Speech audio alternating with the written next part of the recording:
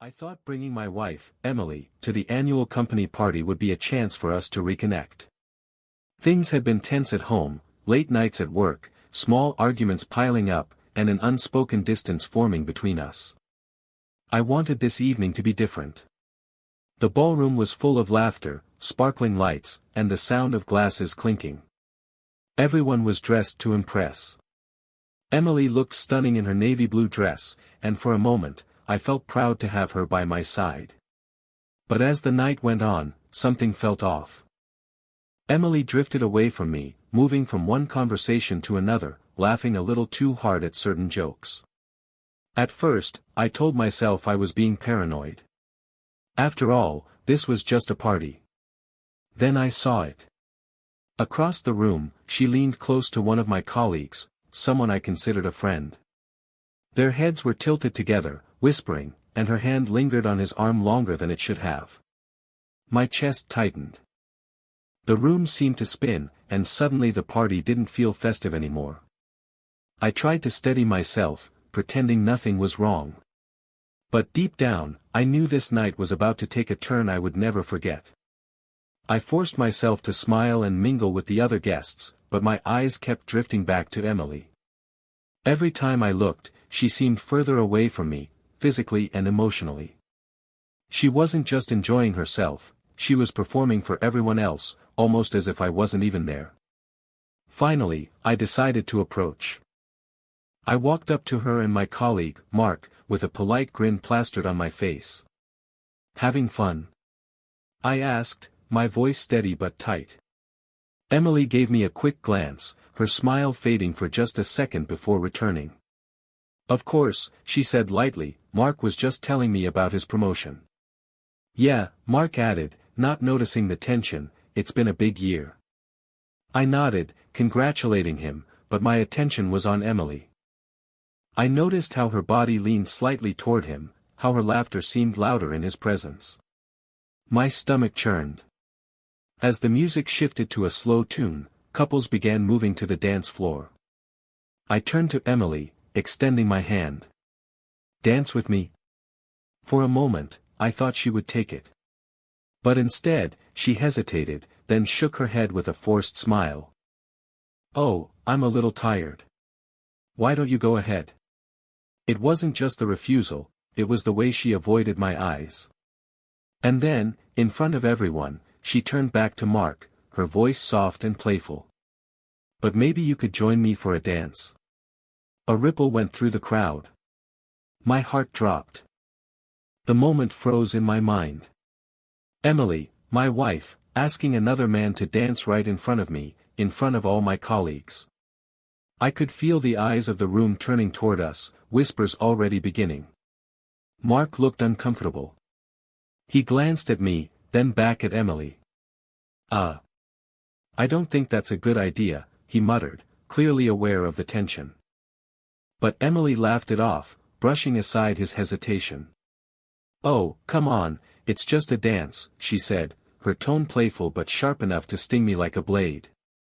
I stood there, forcing myself not to react. My fists clenched at my sides, but I knew if I made a scene, it would only give the onlookers more to gossip about. Instead, I stepped back, letting the silence between us say everything I couldn't. Emily must have noticed, because she finally sighed and waved it off. "Fine, whatever," she muttered, as if I were the unreasonable one. But the damage was already done. The rest of the night, I walked around like a ghost. Every smile I offered was hollow, every handshake mechanical. Meanwhile, Emily thrived in the spotlight, laughing, drinking, basking in attention as if nothing had happened. But inside me, something had shifted. The man who came to the party hopeful and proud had been replaced by someone quietly burning. I didn't know it yet, but that night would become the turning point in our marriage. By the time the party ended, I was exhausted, physically and emotionally. The drive home was silent. Emily scrolled through her phone, humming to herself, as if nothing had happened. I gripped the steering wheel tighter, trying to keep my thoughts from spilling out. Finally, I broke the silence. "Do you realize how humiliating that was for me? For us? She didn't even look up. You're overreacting. It was just a party. Just a little fun. Fun. I snapped, my voice sharper than I intended. Asking another man to dance in front of everyone? Do you think that's fun for me? For your husband? Emily rolled her eyes, setting her phone down. You're so sensitive. Not everything is about you. Maybe if you paid more attention to me, I wouldn't have to look elsewhere for it. Her words hit harder than any slap could. My knuckles whitened on the steering wheel. I stared ahead, focusing on the road, because if I looked at her, I wasn't sure what I'd say next. When we got home, she stormed into the bedroom without another word, slamming the door behind her. I stood in the living room, the house eerily quiet except for the sound of my own breathing. Something was broken, and I wasn't sure it could ever be fixed. But one thing was certain, Emily's betrayal had cracked open a truth I could no longer ignore. I barely slept that night. The image of Emily leaning toward Mark, laughing as if I didn't exist, played over and over in my mind like a cruel movie I couldn't shut off. By morning, my chest felt heavy, but my mind was clear, I couldn't pretend anymore. When I walked into the kitchen, Emily was already there, sipping her coffee, scrolling through her phone as though nothing had happened. She glanced at me briefly. You look awful. Didn't sleep? I ignored the jab. We need to talk. She sighed, setting her cup down. If this is about last night, I already told you, you're blowing it out of proportion. I shook my head. No, Emily. This isn't just about last night. This is about everything. The distance, the way you've been treating me, the way you humiliated me in front of everyone. Something has changed, and I need to know why. For the first time, she looked uneasy. Her eyes flickered away, and she fiddled with her cup. I don't know what you want me to say, she muttered. I want the truth, I pressed. Because the woman I married wouldn't have done what you did last night. Her silence said more than words ever could. The walls I had been ignoring, the signs I had brushed aside, they all came crashing down at once. And in that moment, I realized this wasn't just a crack in our marriage. It was a fracture that could split everything apart. Emily finally set her phone aside, her expression sharp. Fine. You want the truth? I'm tired, okay? I'm tired of feeling invisible in my own marriage. You're always at work, always busy, and when you're home, you're somewhere else in your head. Last night was the first time in months I felt like someone actually noticed me. Her words cut deep, but beneath the sting, I heard something else, resentment that had been festering. I worked those hours for us, Emily, I said, my voice trembling between anger and pain. For the life we built. Everything I do is to make sure we're okay. And instead of talking to me, you chose to, what? Flirt with one of my colleagues in front of everyone? She crossed her arms, defensive. It wasn't like that. You're twisting it. I just wanted to have fun. I leaned on the counter, staring at her. If that's your idea of fun, then we have a much bigger problem than I thought. The silence that followed was thick. For a brief moment, I hoped she'd break down and admit she was wrong, that she'd apologize, that she still cared. But instead, she stood there with a cold, distant look in her eyes that terrified me more than anything. Because in that look, I realized she wasn't afraid of losing me at all. I stared at Emily, waiting for some sign of remorse, but none came. Instead, she grabbed her coffee cup and walked past me, muttering, I don't have the energy for this conversation. Something inside me snapped. Emily, you betrayed me in front of everyone last night. Do you even understand how that looked? How it made me feel?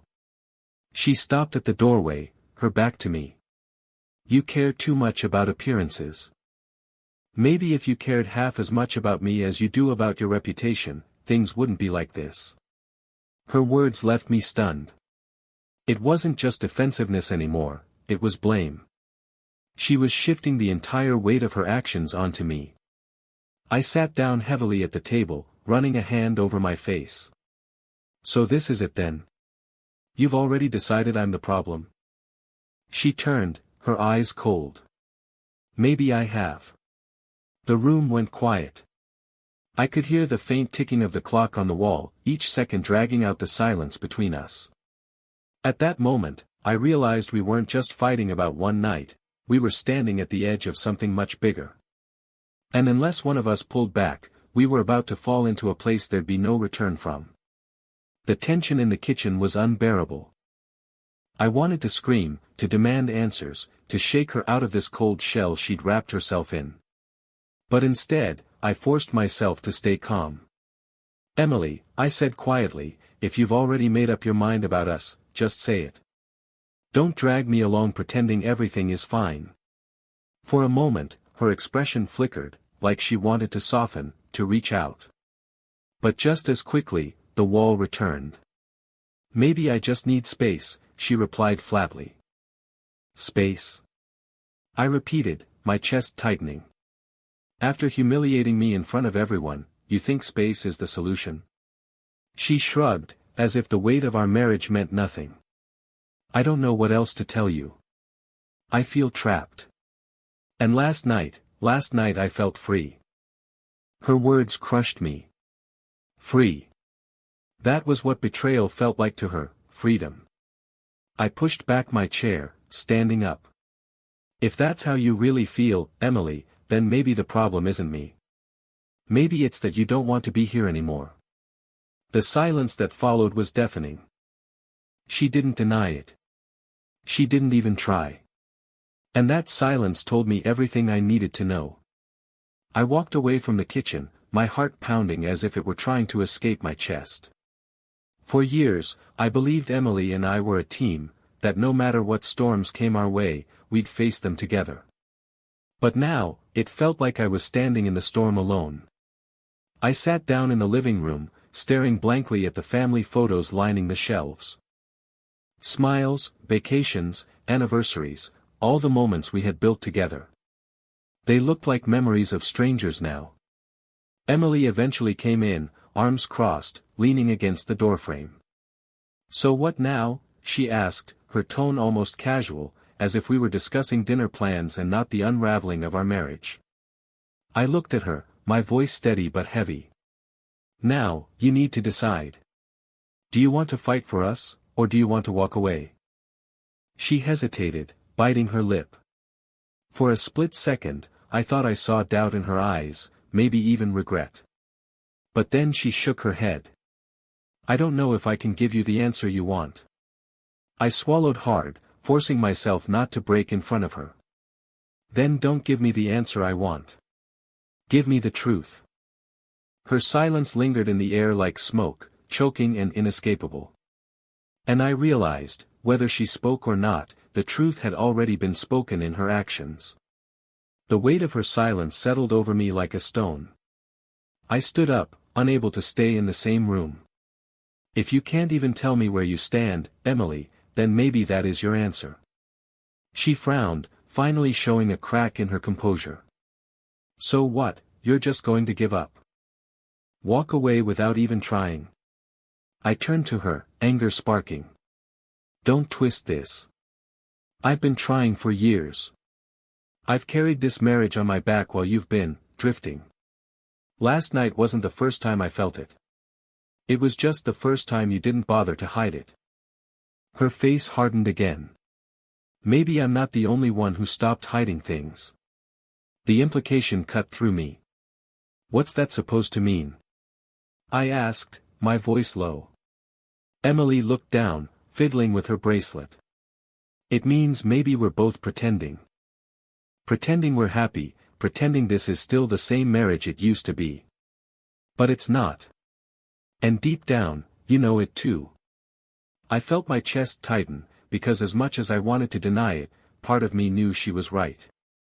Things hadn't been the same for a long time. But betrayal? Public humiliation? That was a line I never thought she'd cross. I took a deep breath. If you're so sure this is broken, then say it, Emily. End it. But don't stand there and blame me for everything while pretending your choices don't matter. Her lips parted, but no words came out. For the first time that morning, she looked afraid. Emily's eyes darted away, as if she couldn't hold my gaze. The woman who had been so bold at the party now seemed uncertain, cornered by the reality of her own choices. I didn't mean for it to get this far, she whispered finally. I wanted to feel alive again. Her words stung. So you chose to tear me down in front of everyone just to feel alive? I asked, my voice low but sharp. Was humiliating me worth it? Tears welled in her eyes, but she shook her head stubbornly. I wasn't thinking about you. I was thinking about me. About what I've lost. I exhaled slowly, steadying myself. You've lost nothing that couldn't have been rebuilt here, at home, with me. But instead of talking to me, instead of trying, you decided to throw our marriage under the spotlight for everyone to see. Her lip trembled. I didn't realize how far gone we were until last night. Maybe, I said, my voice cold now, but you made sure everyone else realized it too. The truth sat heavy between us.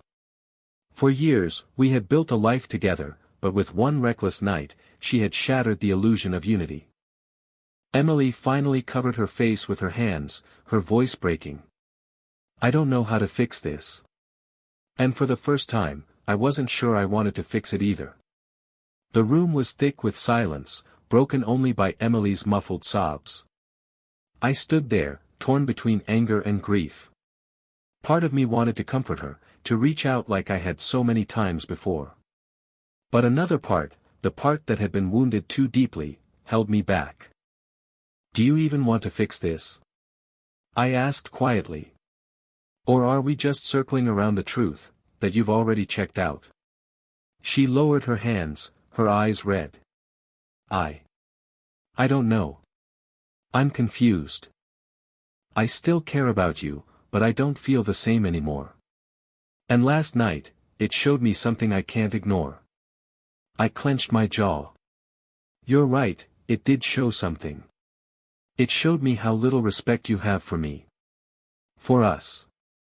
She flinched, but didn't argue. That silence was louder than any excuse she could have offered.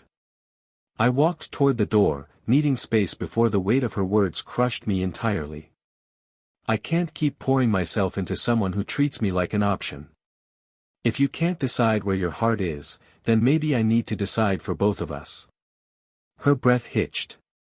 Are you saying you're done? I paused, my hand on the doorknob. I'm saying I'm not sure there's anything left to save. Her face went pale, and for the first time since the party, she looked genuinely afraid of losing me. Emily's voice trembled as she stepped closer. Please, don't say that. I didn't think it would get to this point. I turned to her, my chest aching. That's the problem, Emily, you didn't think about me, about us, about the years we've spent building this life together. One night of carelessness might not mean much to you, but to me, it shattered everything. Her eyes filled again, tears slipping down her cheeks. I was selfish. I just wanted attention, and I didn't realize how badly I was hurting you. For the first time, I saw a crack in her pride, remorse fighting its way through. But the wound she had caused wasn't something an apology could instantly heal. Do you understand what you've done? I asked. In front of my colleagues, my friends, you turned me into a fool. How am I supposed to look them in the eye after that? She shook her head quickly. I wasn't thinking about them. I wasn't even thinking about the consequences. I just wanted to feel wanted. I swallowed hard, my throat dry. You were wanted, Emily. You've always been wanted, by me. But if that was never enough for you, then maybe nothing ever will be. Her sob broke the silence. She reached out, but I stepped back. Because love might forgive mistakes, but betrayal leaves scars that never truly fade. Emily froze when I stepped back, her hand trembling in the empty space between us. For the first time, she seemed to realize I wasn't going to catch her this time, I wasn't going to be the safety net she always assumed I'd be. "Please," she whispered, her voice breaking. "Don't give up on us. I know I messed up, but I can change. I can do better." I stared at her, the woman I had once trusted with every piece of my heart. "It's not about whether you can do better," I said quietly. "It's about the fact that you chose not to. When it mattered most, you didn't think of me. You thought only of yourself." Her tears fell harder, but I didn't move. I couldn't. If I gave in too easily, it would erase the gravity of what she had done. "You want me to forget," I continued, my voice steady. "You want me to act like last night was just a mistake. But mistakes are accidents, Emily. What you did wasn't an accident, it was a choice." She shook her head desperately. "I didn't mean to hurt you." "But you did," I interrupted. "And now, no matter what happens next, we can't go back to who we were." The truth hung between us, heavy and final. She sank into a chair, sobbing, while I stood frozen, staring at the life we had built crumbling in front of us. And for the first time, I didn't feel anger, I felt emptiness. The house was silent except for Emily's sobs. I stood there, staring at her, feeling a strange calm settle over me. The storm of anger and pain had passed, leaving behind only clarity. "We can't undo what happened," I said softly. "No matter how many tears we shed or promises we make, the trust that held us together is broken. And without trust, there is no marriage." Emily looked up at me, her eyes swollen, searching for hope. "Are you saying it's over?" I took a deep breath, the weight of my decision pressing on my chest. "I'm saying I can't keep fighting alone. If you truly wanted this marriage, you wouldn't have betrayed me in front of everyone. You showed me last night where your heart really is. And it's not with me." Her face crumpled, but I didn't move toward her this time. I had always been the one to fix things, to forgive too easily. But now, I finally understood, sometimes walking away isn't weakness. Sometimes, it's the only way to protect what's left of yourself. I turned toward the door, my voice steady. "I'll call a lawyer. We'll figure this out the right way." Emily whispered my name, but I didn't look back. As I stepped outside, the morning air hit me like a fresh start. Pain still lingered, but so did something else, freedom. Because even though I had lost my wife, I had finally reclaimed myself.